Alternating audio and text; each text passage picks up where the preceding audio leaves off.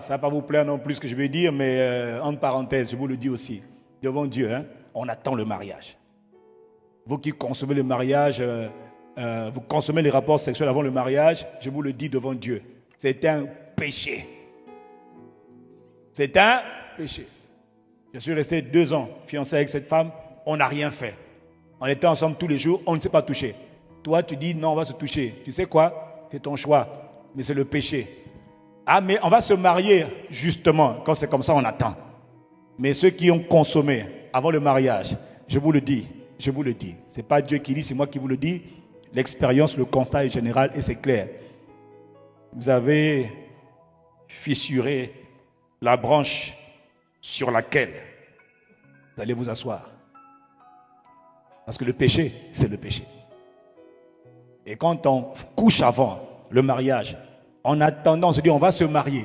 Encore qu'on l'ait fait une fois, ça peut être un accident. 2 fois, ça peut être un double accident. 3 fois, ça peut être un triple accident. 4 fois, c'est un consentement, c'est une habitude qui s'est installée. Vous avez scié votre propre bonheur conjugal. En fait, vous êtes en train de porter les germes de la destruction de ce que sera votre couple. La plupart des couples qui ont fait comme vous ne s'en sortent jamais. Ils se marient, ça ne va pas durer longtemps. Et ils se marient, il n'y aura pas la paix. Ça ne sera pas un foyer de paix. Je vous le dis, hein, ce n'est pas pour vous faire mal, c'est pour vous donner la parole. Maintenant, vous allez vous marier, allez-y. Mais je vous dis que la probabilité que vous échouez dans le mariage, elle est très élevée. Très élevée. Là, je parle des gens qui veulent se marier, mais qui sont en train de secrètement coucher ensemble. En se disant qu'on ne nous voit pas. Hé, bon voyage. Dieu vous voit. Satan aussi, il est content. Satan, il acclame, il dit, yes! Et c'est mon sandwich. Je vais le bousiller avec votre bénédiction. Ça fait mal à ce que je dis, hein, mais c'est la vérité. Bon, vous n'avez pas envie d'entendre ça, mais je vous le dis quand même. Eh bien, il ne veut pas entendre ça, on dirait. Hein.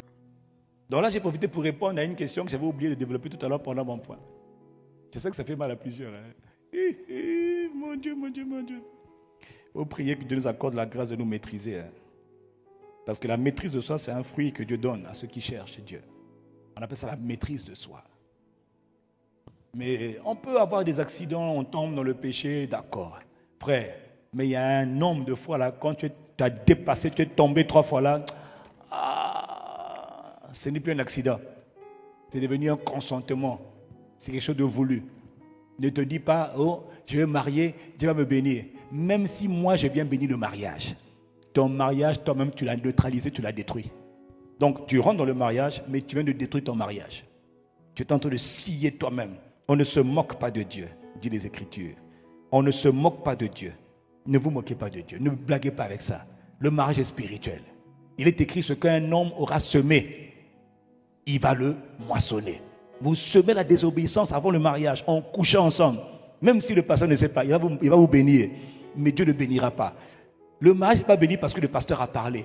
Le mariage est béni parce que le pasteur a parlé et Dieu a approuvé. Vous blaguez avec Dieu. Voilà, je sens que je dois le dire. Hein.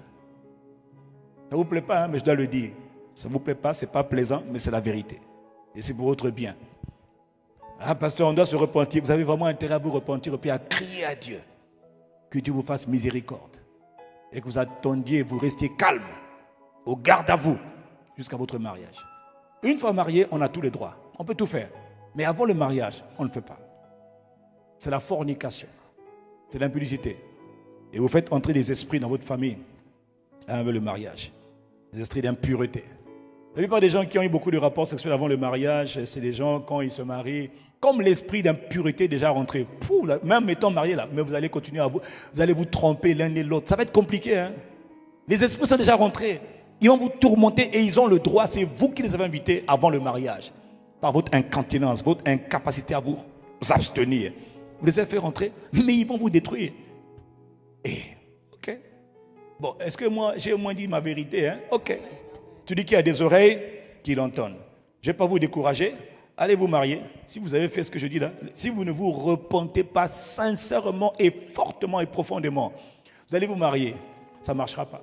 Ça ne marchera pas. Vous avez déjà fissuré le mariage, détruit avant d'entrer dans le mariage. Voilà. Alors, pasteur, qu'est-ce qu'on fait dans ce genre de cas-là? Moi, je donne la réponse. Humiliez-vous sincèrement devant Dieu. Criez à Dieu qu'il vous fasse miséricorde. Demandez à Dieu pardon. Je dis bien sincèrement. 1. 2. Prenez la décision de ne plus rien faire jusqu'à ce que vous vous mariez. Ça se passe entre vous et votre Dieu. Est-ce que j'ai parlé à quelqu'un? Mais attention, on ne se moque pas de Dieu. On ne blague pas avec Dieu en disant, oh non, et ils n'ont pas vu. Le mariage est spirituel. Dieu a vu. L'ennemi aussi a vu et il est rentré. Ok. Est-ce que j'ai parlé, bébé? Ok. Si d'autres ont tenu, pourquoi vous ne tiendrez pas? Quand on dit que Christ sera le fondement, la fondation de notre couple, c'est ça qu'on est en train de dire. On obéit, on met la parole de Christ au centre. Mais on ne fait pas semblant. Il ne faut pas faire semblant. Il faut haïr l'hypocrisie. Il faut haïr l'hypocrisie. Il faut haïr. Si on sème le mensonge dès le départ, on va récolter le mensonge.